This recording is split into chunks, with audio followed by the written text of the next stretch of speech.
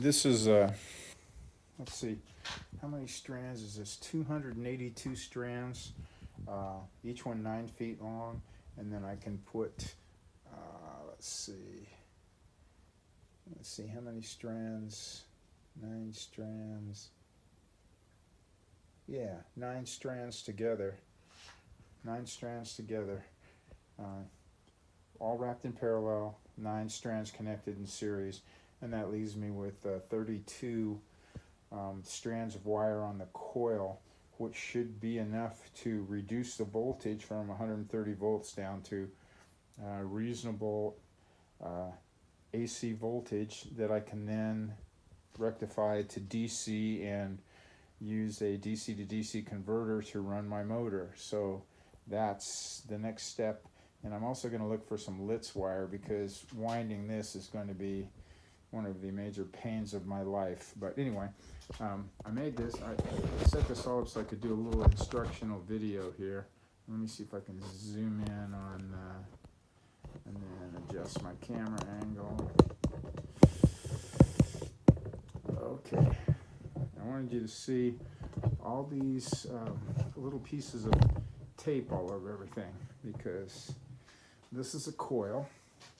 Oh, by the way, you can buy the tape. It comes in a package like this: yellow, blue, green, white, red, and then you always got the average black, and you can also get orange because they use it for different things, marking different things off. So you can buy all that at Lowe's. But here's a coil, and because I have 12 strands, I use each of the colors: black, yellow, blue, green, white, and red. And I put one.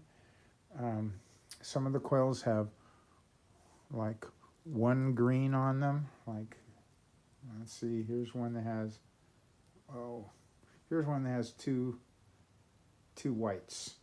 Okay, and then somewhere, here it is. This one has a single white. So I mark 6 strands: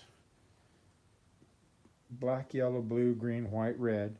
Then I mark 6 strands: double black, double green, double blue, double white, double red. And then all I have to do to find the other end of the wire is I take the battery and I clip a light bulb to one, say the double blue wire, which I just did, and then I touch the other end of the battery. I touch the other end of the coil. I don't know if you can see this. I touch the other end of the coil to the other side of the battery. That isn't it. That isn't it. That isn't it. That isn't it. That isn't it. I can only make 12 mistakes, you know. There it is. So that's my double blue. So now I know what it is.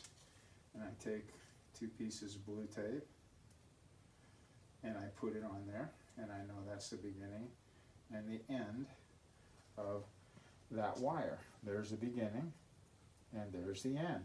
And when I get them all marked, then I can go ahead and do my beginning of one wire to the end of another setup. And that's how I do it. It takes a little time to cut the pieces of tape and about 5 minutes to test the ends of all the wires once they're stripped and ready to be attached. But when all the tape is cut, and that's why pieces are stuck all over that glue bottle, it's because they're all cut already. So all I have to do is test it.